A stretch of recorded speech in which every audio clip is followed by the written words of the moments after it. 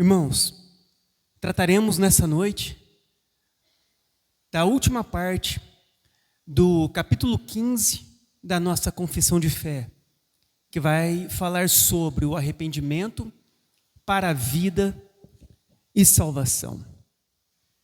Então, o chamado ao arrependimento é algo marcante nas Escrituras Sagradas. Nós percebemos que os profetas incessantemente chamavam o povo que havia se distanciado de Deus ao arrependimento. Então, o arrependimento não é algo isolado nas Escrituras, mas é algo que nós vemos em toda a Escritura. E quando nós falamos sobre o arrependimento, nós percebemos isso, que ele foi tratado em toda a Bíblia. Ele é tratado pelos profetas no Antigo Testamento, como nós vemos em Oséias capítulo 14, que diz assim: volta, ó Israel, para o Senhor, o teu Deus, porque pelos teus pecados estás caído. Tragam convosco palavras de arrependimento e convertei-vos ao Senhor. Então, no Antigo Testamento, os profetas chamavam o povo ao arrependimento, a voltar-se para Deus. No Novo Testamento, o que nós temos? Ali o início do Novo Testamento com João Batista. Ele vai aparecer no deserto pregando, depois de mais de 400 anos sem um profeta anunciar, ele aparece e em sua pregação, o que ele vai fazer? Como diz em Mateus 3:2, ele vai chamar o povo ao arrependimento. Arrependei-vos, porque é chegado o reino dos céus. Semelhantemente, nós temos o Senhor Jesus Cristo, em Marcos 1:15, que diz assim: foi Jesus para a Galileia, pregando o evangelho de Deus, dizendo: o tempo está cumprido e o reino de Deus está próximo. Arrependei-vos e crede no evangelho. Então nós temos no início do Novo Testamento, tanto João Batista chamando o povo ao arrependimento, como o nosso próprio Deus, o Senhor Jesus Cristo, também chamando ao arrependimento. E posteriormente, também os apóstolos, como diz em Atos 2:38. Respondeu-lhes Pedro: arrependei-vos e cada um de vós seja batizados em nome de Jesus Cristo, para a remissão dos vossos pecados. Então, destes exemplos, concluímos que o arrependimento, tal como a fé, também é parte inseparável do processo da salvação. Então, todos aqueles que são salvos, eles também, além de ter a fé em Cristo, eles também se arrependerão dos seus pecados. É inseparável a fé do arrependimento no processo da nossa salvação. Lutero, ele diz assim: o reconhecimento do pecado é o ponto de partida para a salvação. Olha como que o arrependimento é tão importante para nós. Porque no arrependimento nós vamos fazer o quê? Reconhecer o nosso pecado. E Lutero diz que o reconhecimento do pecado é o ponto de partida para a salvação. Quando nós reconhecemos que temos pecado, nós vamos entender que precisamos, então, de um Salvador. O que não é arrependimento? Vamos começar a falar o que não é o arrependimento. O arrependimento, ele não é remorso. Um exemplo clássico de alguém que se entristeceu profundamente foi Judas. Ele estava consciente do seu pecado e por isso ele devolveu o dinheiro e foi enforcar-se, como diz em Mateus 27.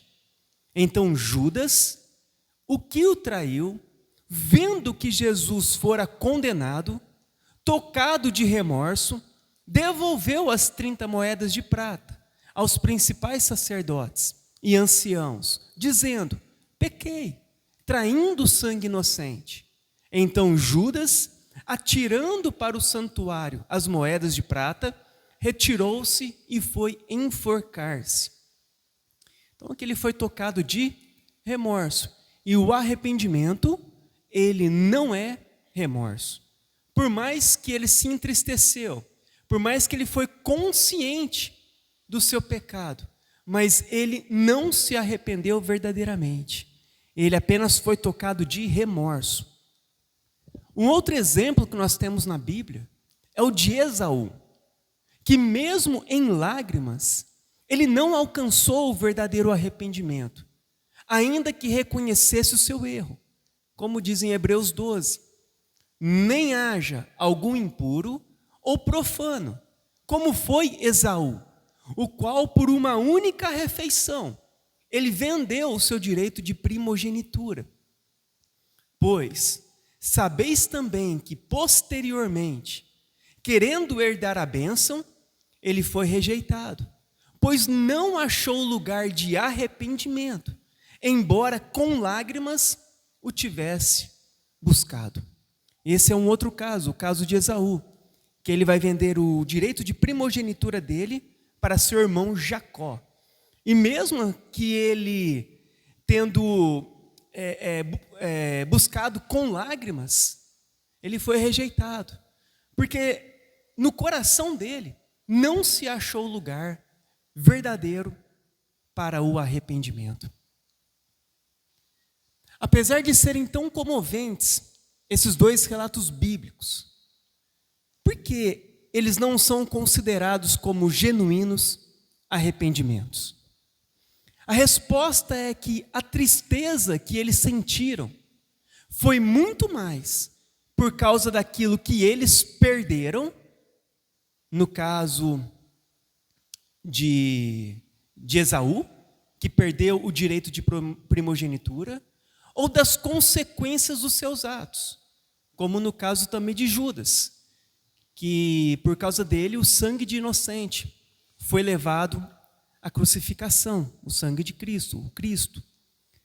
Então foi mais por causa daquilo que eles perderam, ou das consequências dos seus atos, do que propriamente da consciência que eles pecaram e ofenderam a santidade de Deus.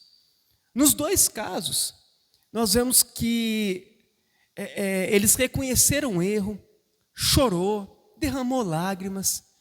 Mas o que acontece? Por que aquilo não foi considerado um verdadeiro arrependimento? Porque no momento em que eles se declaram culpados, foram pelos seus atos, mas não porque eles ofenderam a santidade de Deus, foi porque eles fizeram algo mal. E o verdadeiro arrependimento, ele vem do quê? Vem da consciência que nós pecamos e ofendemos a santidade de Deus. Em nenhum momento, quando Esaú vendeu a sua primogenitura, ele foi diante de Deus e falou: Senhor, eu pequei contra ti. Em nenhum momento Judas, quando vendeu Cristo por 30 moedas, ele foi até Deus e falou: Senhor, eu pequei contra ti. Porque o verdadeiro arrependimento, ele vai trazer o que a nós? A consciência que nós pecamos primariamente contra Deus, contra a santidade de Deus, contra a pessoa de Deus. E é isso que nós temos que ter em consciência sobre o nosso arrependimento. Porque muitas vezes nós erramos, falhamos, mas isso acaba sendo muito superficial na nossa vida. Isso nós não acabamos trazendo a consciência, a consequência real daquilo que nós fizemos, que foi nós pecarmos contra Deus. Ao pecarmos, nós pecamos primariamente contra a santidade e a pessoa de Deus. Essa é a grande diferença. O breve catecismo de Westminster diz assim: o arrependimento para a vida é uma graça salvadora, pela qual o pecador, tendo um verdadeiro sentimento do seu pecado e uma percepção da misericórdia de Deus em Cristo, se enche de tristeza e de horror pelos seus pecados, abandona-os e volta para Deus, inteiramente resolvidos a prestar-lhe uma nova obediência, algo que não aconteceu nem com Esaú e nem com Judas. Nenhum deles voltaram-se para Deus. Nenhum deles estavam inteiramente resolvidos agora a prestar uma nova obediência, diferente daquilo que eles fizeram anteriormente. Então, o breve catecismo de Westminster fala isso, que o arrependimento é uma graça salvadora, tendo um verdadeiro sentimento do seu pecado, um reconhecimento verdadeiro do pecado, uma percepção agora da misericórdia de Deus em Cristo, que somente por meio de Cristo nós alcançaremos misericórdia de Deus, nos enchemos de tristeza e de horror por aquilo que fazemos, buscamos o quê? Abandonar agora os pecados, nos voltar realmente para Deus e agora resolvidos inteiramente a uma nova obediência. Como o arrependimento ele é produzido em nós? Então, primeiramente, o arrependimento ele é produzido pela graça de Deus. É pela graça, por quê? É Deus quem concede o arrependimento. Como diz em Jeremias 31:18: converte-me e serei convertido, porque tu és o Senhor, meu Deus. O arrependimento é fruto da operação do Espírito Santo em nossos corações, como diz em João 16:8. Quando ele vier, o Espírito Santo, ele convencerá o mundo do pecado, da justiça e do juízo. Em Atos 11:18 diz: Deus também concedeu aos gentios o arrependimento para a vida. Então, temos que entender que como é produzido o arrependimento? Pela graça de Deus. Ou seja, nós precisamos de Deus para que haja um arrependimento verdadeiro em nosso coração. Por isso que é tão importante nós buscarmos a Deus, nós clamarmos a Deus por misericórdia, nós irmos à presença de Deus pedindo socorro a Ele. Como o Jeremias fala: Senhor, converte-me e eu então serei convertido. Mas o que acontece com o homem? O homem, ele foge de Deus. O homem, ele corre para longe de Deus. Por isso, a necessidade de Deus ir ao nosso encontro, ao nosso coração, para nos conduzir até Ele. O clamor de alguém que quer ser salvo: Senhor, me converte, e eu serei convertido. Então, o arrependimento, ele é um fruto de uma operação que não vem de nós, mas do Espírito Santo, de Deus. É Ele quem nos convencerá que nós somos pecadores. É Ele quem nos convencerá da justiça de Cristo. É Ele quem nos convencerá do juízo eterno. Deus é quem concede o arrependimento para a vida.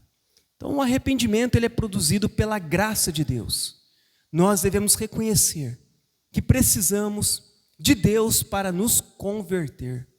A gente ouve muito falar, a pessoa ela vai, não, um dia eu vou para a igreja, um dia eu abandono os meus vícios, um dia eu paro de fazer isso e então eu vou a me entregar a minha vida para Cristo. Então as pessoas elas colocam a confiança nelas para a salvação, para o arrependimento. Mas o arrependimento não é assim que acontece. Senhor, tenha misericórdia de mim. Senhor, mude o meu coração. Senhor, converta a minha vida. Senhor, me convença dos meus pecados. Olha a diferença entre uma pessoa que tenta se salvar, uma pessoa que tenta fazer algo para alcançar a salvação, e daquele que reconhece que só Deus pode o salvar. O arrependimento ele é produzido também através da pregação do evangelho genuíno. Como diz em Atos 20, Paulo diz: vocês sabem que não deixei de pregar a vocês nada que fosse proveitoso, mas ensinei tudo, publicamente e de casa em casa. Testifiquei, tanto a judeus como a gregos, que se arrependam diante de Deus e creiam no Senhor Jesus. Então, o arrependimento, ele é produzido pela graça de Deus, através da pregação do Evangelho. É por isso que Paulo ele vai falar, olha, eu não deixei de pregar a vocês nada que fosse proveitoso. Ou seja, tudo o que eu ensinei para vocês foi proveitoso. Por isso eu ensinei tudo, todas as coisas, todas as doutrinas, toda a Escritura. E testifiquei a todos, judeus e gregos, que se arrependam diante de Deus e creiam no Senhor Jesus Cristo. Então, para que essa graça ela alcance a nossa vida, nós precisamos de ouvir o Evangelho. E de que forma? Todo o Evangelho. Nós não podemos ocultar a verdade das pessoas, porque é através do Evangelho, da pregação, da exposição completa das Escrituras, que as pessoas elas ouvirão a verdade e serão convencidas por Deus dos seus pecados.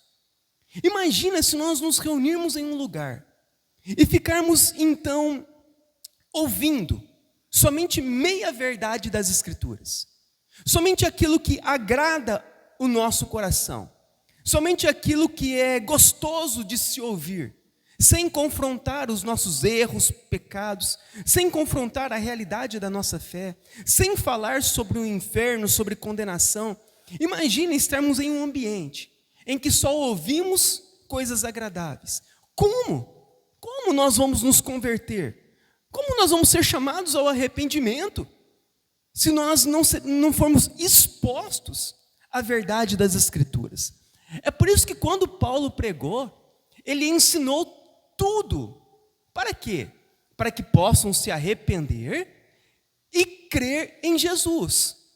A necessidade de nós conhecermos as Escrituras como um todo, para podermos então reconhecer que temos pecados, nos arrepender desses pecados e colocar a nossa fé em Cristo para sermos salvos.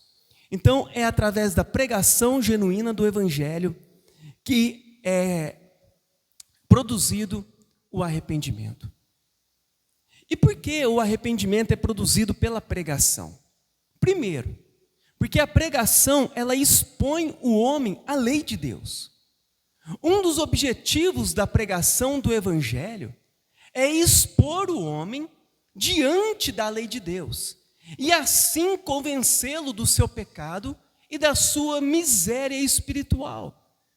Por isso é tão importante nós ouvirmos a pregação de uma forma completa para sermos expostos diante da lei de Deus. Olha o que Paulo diz em Romanos 3:20. Pela lei vem o pleno conhecimento do pecado. Romanos 7:7. Que diremos, pois? É a lei pecado? De modo nenhum. Mas eu não teria conhecido o pecado, senão por intermédio da lei. Pois não teria eu conhecido a cobiça, se a lei não dissera, não cobiçarás. Então, um dos mandamentos, dos 10 mandamentos, é não cobiçarás. Paulo diz, como eu saberia que a cobiça é pecado, se eu não fosse exposto à lei de Deus? Imagina se nós não falássemos sobre a lei de Deus, sobre os mandamentos de Deus. Como saberíamos discernir o certo do errado? Então Paulo diz que quando nós somos expostos à lei, nós passamos a conhecer o que é o pecado. E por esse conhecimento, nós trataremos o quê? Da nossa miséria espiritual. Por isso que nós não podemos ocultar. Pecado é pecado. A lei deve ser ministrada às pessoas. Evangelizar as pessoas é pregar o Evangelho, é anunciar dentro do Evangelho a lei de Deus. Se você não falar para as pessoas que idolatria é pecado, apenas que Jesus é Deus, o católico vai concordar. Não, eu sei que Jesus é Deus. Mas na hora que você confronta, idolatria é pecado. Fazer imagem de esculturas está lá nos mandamentos. É proibido nos mandamentos. Aí você começa o quê? A confrontar a fé da pessoa.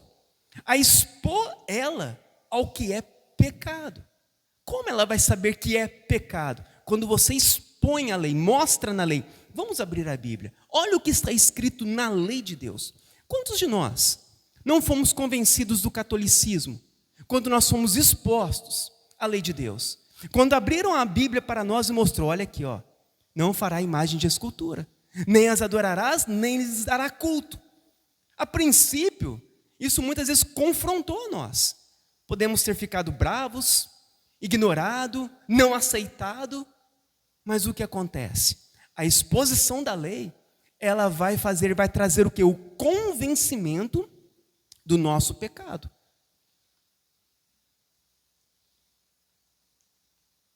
E por que o arrependimento então é produzido também pela pregação? Porque a pregação, ela expõe o homem à santidade de Deus.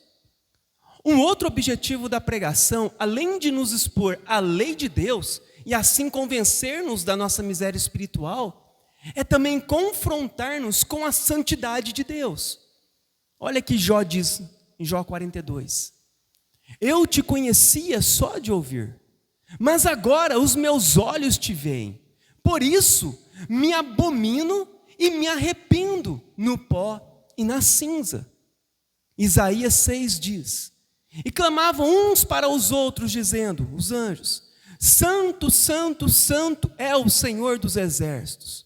Toda a terra está cheia da tua glória.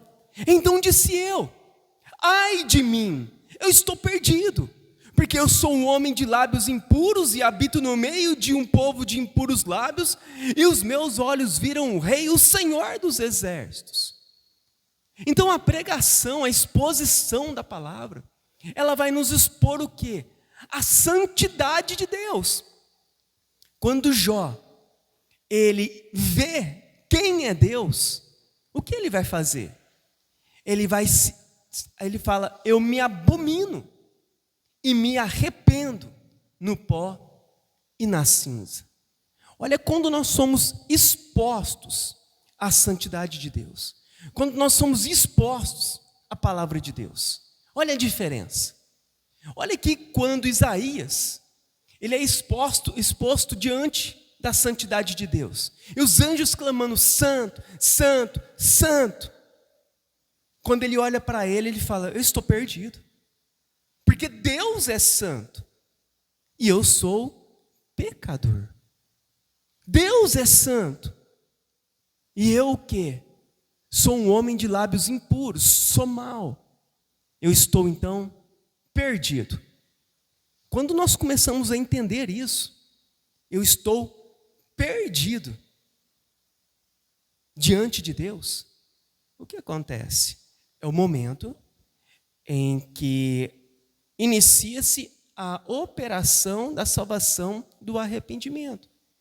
Enquanto ele estava lá, sendo impuro de lábios, vivendo no meio do pecado, sem ser exposto à santidade de Deus, ele estava vivendo normalmente, como todos vivem.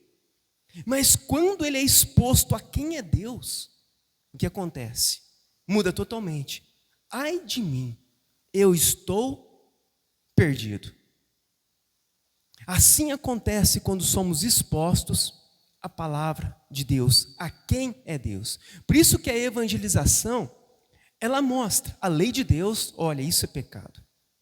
E o pecado, o salário do pecado, é a condenação, é a morte eterna. Se você continuar neste caminho, você morrerá, você será condenado. Mas não é somente isso. Quem te julgará do seu pecado é um Deus que é santo e justo. Ele julgará o teu pecado. E nada passará desapercebido diante de Deus. E ele não tem parte com o pecado por ele ser santo. Você está perdido. É o momento então que agora nós trazemos a solução. Mas Cristo morreu naquela cruz para carregar todos os nossos pecados. Ele morreu naquela cruz para dar a nós um novo coração, para nós não mais servirmos a nossa carne pecaminosa, mas agora servirmos ao Deus vivo. É por isso que nós devemos expor o homem à santidade de Deus. Então, o arrependimento, ele virá quando? Dessa exposição clara. Agora imagina, você pregar uma mensagem para uma pessoa dizendo que ela é mais que vencedora, que Deus tem um propósito maravilhoso na vida dela, que tudo vai dar certo, que todas as portas vão se abrir, que ela é mais que vencedora, que ela está por cima e não por baixo, por cabeça e não por cauda. Marcha que vai dar certo, marcha que o mar vai se abrir. Amanhã a tua bênção está te esperando lá na tua casa, você vai colocar as mãos lá no teu emprego e vai ser abençoado. Meu irmão, isso é uma pregação de autoajuda, motivacional. Isso não vai causar um confronto na pessoa. Ela vai sair do culto totalmente alegre, animada, vai prosseguir a vida dela neste mundo, esperando receber as bênçãos, os milagres e as curas, e ela não será salva, porque ela não foi confrontada dos seus pecados. Ela não foi exposta diante de quem é Deus, que Deus não é um Papai Noel, que Deus não é alguém que se submete a nós, que Deus ele é 3 vezes santo, e nós estamos perdidos, porque somos pessoas de lábios impuros, e habitamos no meio de um povo de impuros lábios. Olha a diferença, a necessidade de quando anunciarmos o Evangelho, anunciarmos ele por completo, para que cause esse constrangimento, na pessoa que ouvir o verdadeiro Evangelho. Quando o regenerado, então, manifesta o arrependimento? Quando, então, nós vamos perceber que realmente aconteceu um verdadeiro arrependimento? Primeiro, o arrependimento, ele vai causar o quê? Tristeza pelos pecados. O arrependimento, ele não é remorso e não pode ser medido pela quantidade de lágrimas derramadas. Nós já vimos isso antes. Porém, temos evidências mais do que suficientes de que o arrependimento produz em nós tristeza por causa dos nossos pecados. Sentimos-nos envergonhados diante de Deus e repudiamos a nossa própria maneira pecaminosa de agir. Como Jeremias diz no capítulo 31, de fato, depois de desviar-me, eu me arrependi. Depois que entendi, eu bati no peito. Estou envergonhado e humilhado, porque trago sobre mim a desgraça da minha juventude. Então, apesar de a tristeza nem sempre ser sinônimo de arrependimento, uns choraram, lamentaram, voltaram lá, devolveram o dinheiro e tudo mais. Apesar de nem sempre ser uma marca de um verdadeiro arrependimento, a tristeza, ela faz parte do arrependimento. Nem sempre é, mas sempre todos os arrependidos permanecem tristes. Então, todos os que se arrependem, eles têm tristeza pelo seu pecado. Eles sentem isso, se envergonham do que aconteceu. Eles batem no peito. O que eu fiz da minha vida? Por que eu fiz isso? Eles se humilham, ficam humilhados diante daquilo que aconteceu e tratam o pecado como uma desgraça, não como algo bom, algo aceitável, mas uma desgraça. O profeta fala, o que aconteceu foi uma desgraça esse pecado na minha vida. Então é muito forte a forma com que é tratado o pecado. Então a primeira coisa que vai acontecer é a tristeza. Nós pecamos, falhamos e não ficamos felizes, nós ficamos tristes. A segunda coisa produz os frutos de arrependimento.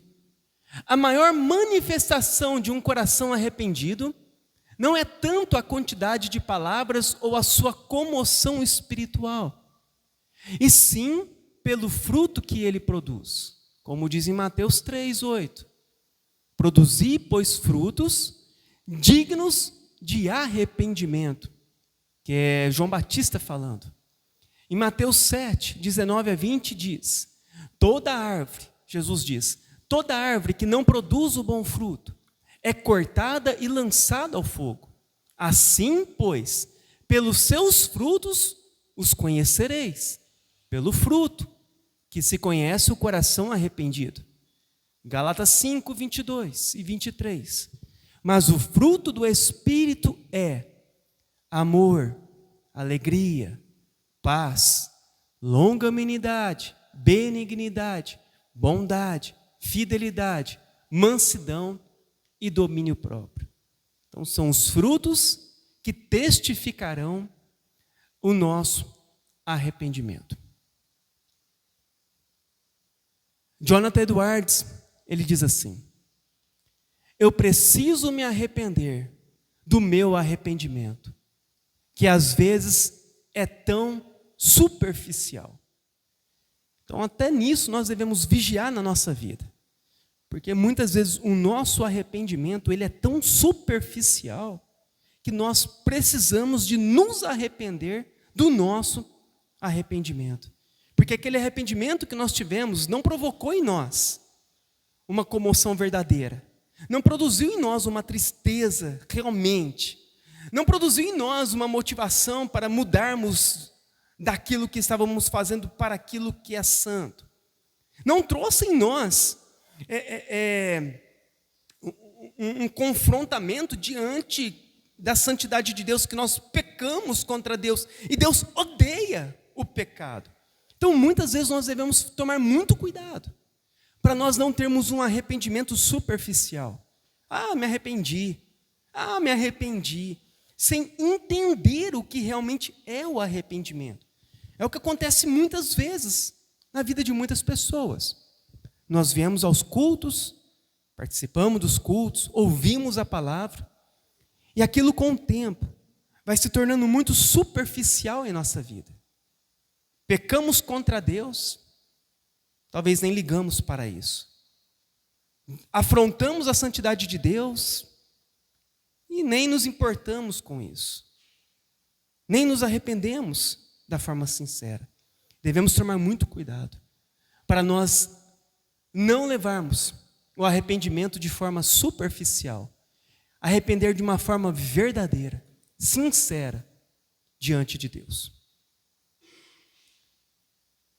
No parágrafo 4 da Confissão de Fé, então, vai dizer assim: por trazermos conosco o corpo desta morte e as suas inclinações para o mal, o arrependimento deve continuar por toda a vida.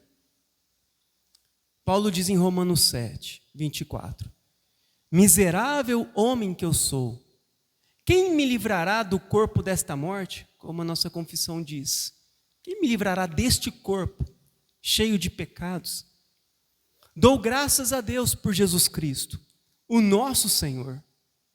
Assim que eu mesmo, com um entendimento, sirvo a lei de Deus, mas com a carne, a lei do pecado. Então, Paulo diz o quê? Que ele ainda tem esse corpo da morte, esse corpo pecador. E ele, com o entendimento dele, ele serve a lei de Deus. Mas com a carne, ele entende que ele serve a lei do pecado. Ao mesmo tempo que ele sabe o que ele deve fazer, a carne dele milita contra o espírito, para ele então desobedecer a Deus. Quando ele começa a trazer essa comparação e analisar isso, ver a lei de Deus, e Deus diz, faça isso, isso, isso. E quando ele volta para a vida dele, a carne dele milita, e ele peca na carne, ele faz contrário ao que a lei diz. A conclusão que ele chega e fala o quê? Quem me livrará do corpo desta morte? Deste corpo mau, deste corpo pecador. Dou graças a Deus por Jesus Cristo nosso Senhor. Em 1 João 1 diz assim: se dissermos que não temos pecado nenhum, a nós mesmos nos enganamos, e a verdade não está em nós. Se confessarmos os nossos pecados, Ele é fiel e justo para nos perdoar os pecados e nos purificar de toda injustiça. Se dissermos que não temos cometido pecado, fazemo-lo mentiroso, e a sua palavra não está em nós. Então, por causa do nosso corpo desta morte, do nosso corpo miserável, pecador, que queremos obedecer a Deus, mas acabamos muitas vezes servindo ao pecado, as nossas inclinações são para o mal. Por isso o arrependimento, ele deve continuar por toda a vida. Por causa que nós ainda, em nosso corpo, habita o pecado, nós ficaremos livres da habitação do pecado somente na ressurreição, somente quando nós morrermos, quando nós partirmos deste mundo. Enquanto nós estivermos neste mundo, o nosso corpo, ele será habitado pelo pecado. Nós seremos, nós militaremos durante toda a nossa vida. A lei de Deus, a obediência a Deus contra a nossa carne, contra o pecado. Essa luta, ela permanecerá para sempre.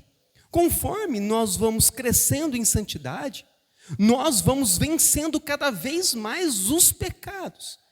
Mas nós sempre continuaremos pecadores.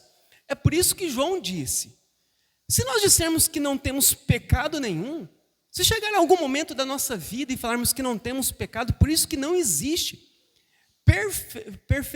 perfeccionismo no cristianismo. John Wesley, um dos seus grandes erros foi pregar a santidade perfeita, que o cristão podia ter uma santidade perfeita neste mundo, um perfeccionismo em santificação. Um dos grandes erros que ele cometeu é esse, falar que o cristão poderia viver neste mundo vencendo completamente todo o pecado. Mas a própria Escritura diz que se nós dissermos que não temos pecado, nós somos mentirosos. Se nós não confessarmos os nossos pecados, Ele nos perdoará dos pecados e nos purificará da injustiça. Agora, se nós dissermos que não temos cometido pecado, fazemos Deus mentiroso, e a sua palavra não está em nós. Nós devemos tomar muito cuidado, porque conforme também nós vamos crescendo em santidade, nós vamos tratando muitas vezes o pecado, ou pequenos pecados, de uma maneira não tão assustadora para nós. Falhamos alguma coisinha, falhamos outras coisas pequenas, como se isso não ofendesse mais a Deus. Porque nós não matamos, não roubamos, não fizemos mais coisas terríveis. Achamos que os pequenos pecados que nós falhamos ao curso da nossa vida são sem importância. Mas a Bíblia diz que um só tropeço, por menor que seja, nos torna culpado de toda a lei de Deus. Então, permaneceremos pecando, mas nós temos o quê? Alguém que perdoa os nossos pecados e nos purifica, Jesus Cristo, quando nós reconhecemos os nossos pecados. Até isso. Talvez nós olharmos e falar: Deus, eu acho que eu não tenho pecado. Pronto, acabou de pecar. Confessa o teu pecado. Olha como que são as coisas. Até isso é pecado, achar que não tem pecado. Então, cada pessoa tem o dever de arrepender-se particularmente de cada pecado seu, de que tenha conhecimento. Isso aqui é o que diz a nossa confissão de fé. Então, cada pessoa tem o dever de arrepender-se particularmente. E de cada pecado seu, de que tenha conhecimento.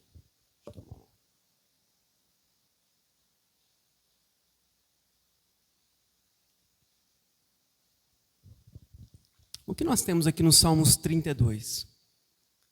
enquanto eu mantinha escondidos os meus pecados, o meu corpo definhava de tanto gemer. Se eu não me engano, é Davi.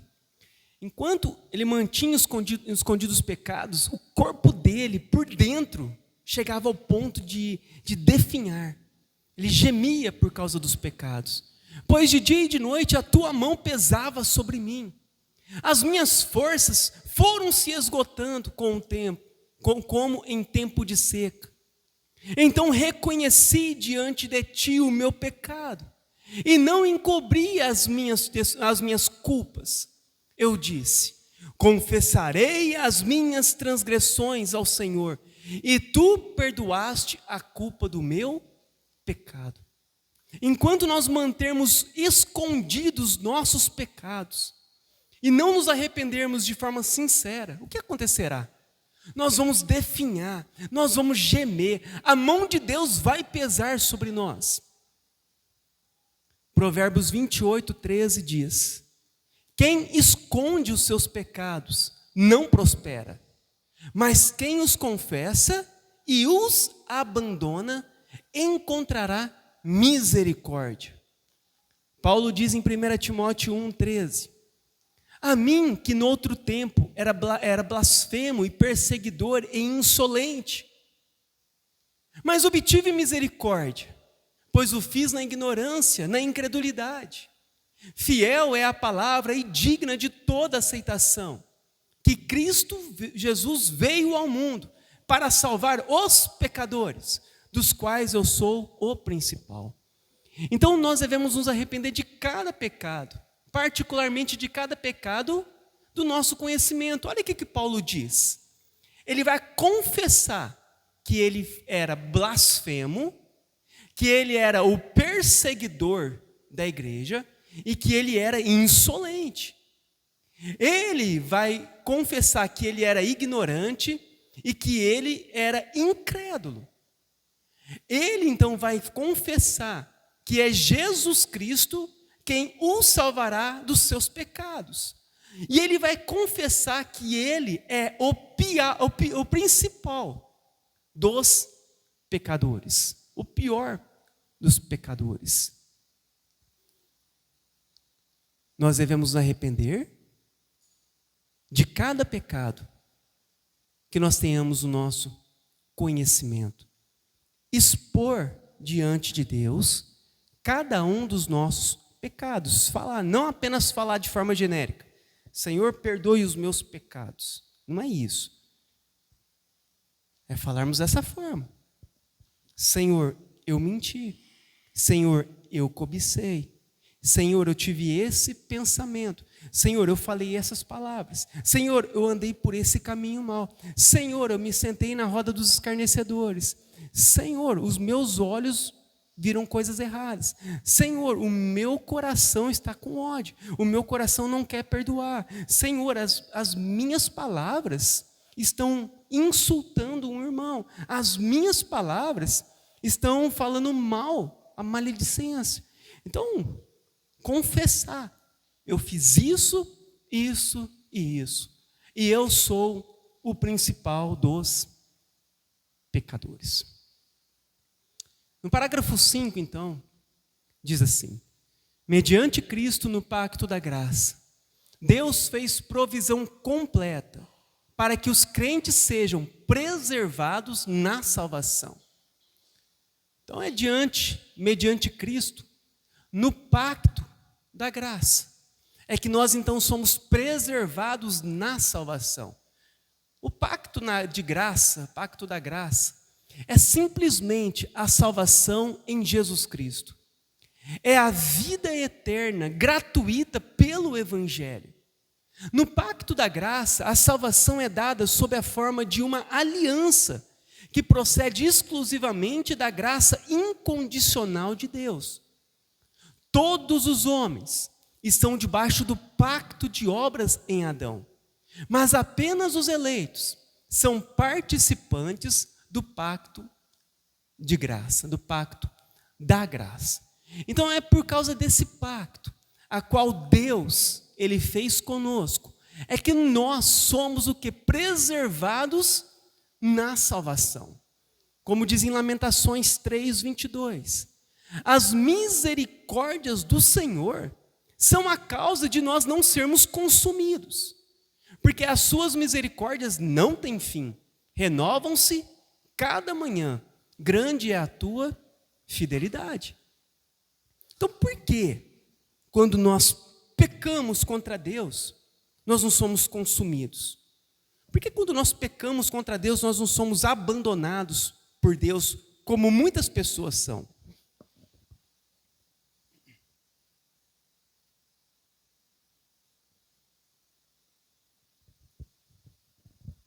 Porque há uma graça em tudo isso. Em Cristo nós fomos salvos. Pelo Evangelho nós recebemos a vida eterna gratuita. E de que forma? Incondicional de Deus. Não por merecimento, mas por graça. É por isso que nós não somos consumidos.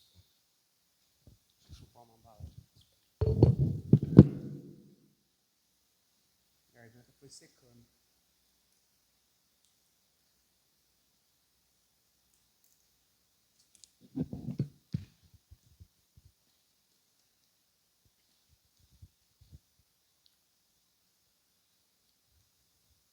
Então, assim como não existe pecado tão pequeno que não mereça condenação eterna, não existe pecado tão grande que possa trazer condenação sobre os que se arrependem. Então, assim como pelo menor pecado nós merecemos a condenação, também pelo maior pecado podemos receber a misericórdia se nos arrependermos. Como diz Romanos 6:23, porque o salário do pecado é a morte, mas o dom gratuito de Deus é a vida eterna em Cristo Jesus, o nosso Senhor. João 8:10 e 11 diz assim: erguendo-se Jesus. Vamos abrir aí, vocês trouxeram a Bíblia? Pode abrir em João 8:10.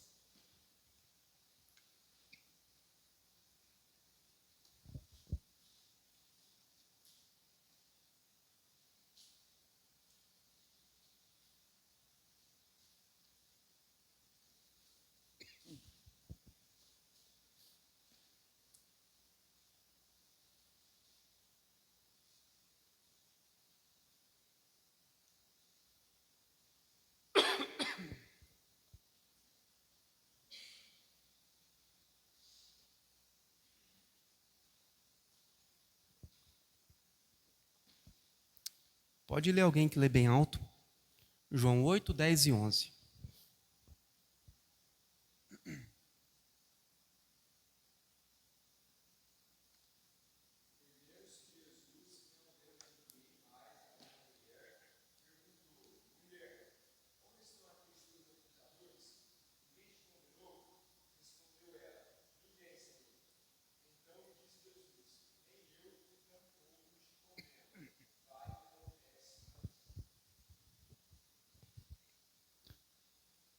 Então, mesmo pelo pecado do adultério, o que acontece aqui, mesmo diante de grandes pecados, aos nossos olhos, quando há o arrependimento, vai e não peques mais, nem tampouco eu te condeno.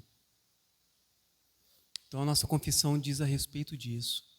Quando há o arrependimento sincero, nós somos perdoados de todos os pecados, desde os pequenos até os grandes, entre aspas, né? Os grandes pecados, aqueles de grandes consequências, de grandes proporções. E para terminar, nossa confissão então diz: isso torna necessária a pregação constante de arrependimento. Pelo fato de nós estarmos no corpo dessa morte, o nosso corpo, ele ser corruptível, as tendências do nosso corpo ser para aquilo que é mal, o pecado ainda habitar em nós, o que acontece? Nós precisamos sempre de estarmos ouvindo a respeito do arrependimento. Nós precisamos de ouvir sempre sobre isso. Nós não podemos vir aos cultos, ouvir as palavras e não sermos chamados ao arrependimento. Isso é necessário, porque o nosso coração, ele se corrompe muito fácil.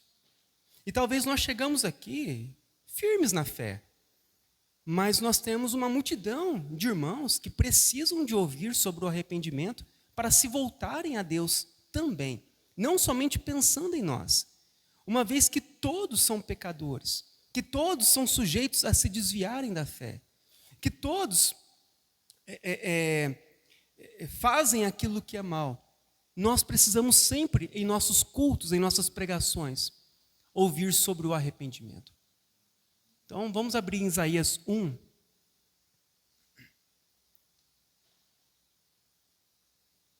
E ler do 16 ao 18.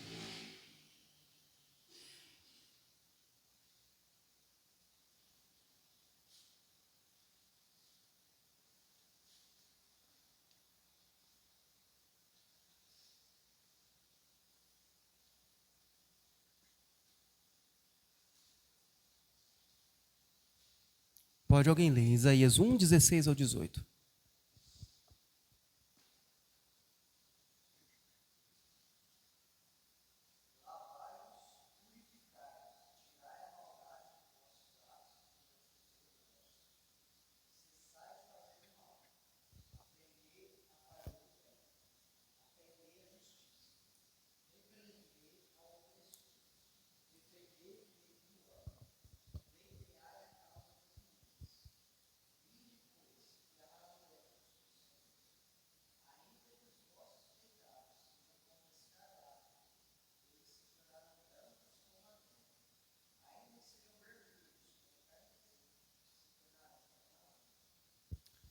Amém.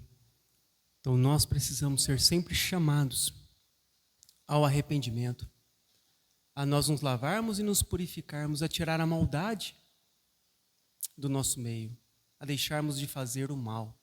Pode ler também Isaías 55, 7.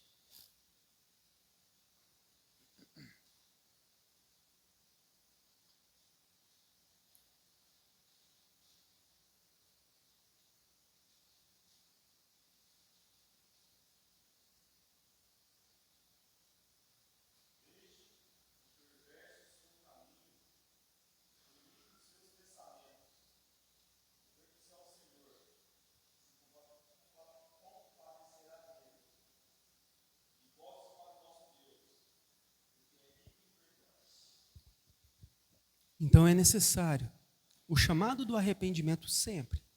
Então sempre você que estará vindo aos cultos, você vai entender o porquê que é tão importante o chamado ao arrependimento. Não é porque o pastor é bravo, é porque a Bíblia fala sobre arrependimento, somos instruídos sobre o arrependimento, e o arrependimento é importante para que haja santidade no nosso meio, salvação de pecadores. Então faz parte, né, o chamado ao arrependimento de toda a igreja. Eu queria terminar com essa frase de Lutero sobre o arrependimento. Ele diz assim: não voltar a fazer determinada coisa é a essência do mais verdadeiro arrependimento. Não fazer mais determinada coisa é a essência que realmente nós nos arrependemos daquela coisa, daquilo que nós fizemos, do verdadeiro arrependimento. Amém? Vamos fazer então agora um momento de oração, depois eu farei um momento de perguntas. Senhor, nós te damos graça por mais esse estudo, que o Senhor possa preservar, ó Deus, essa igreja, as pregações, os cultos, sempre há um chamado ao arrependimento, ó Deus, sempre a exposição da Tua lei e da santidade de Deus, para que nós abandonemos os nossos pecados e sejamos salvos. Obrigado a Deus por mais uma reunião e que o Senhor possa nos abençoar. É o que eu peço em nome do teu Filho Jesus. Amém.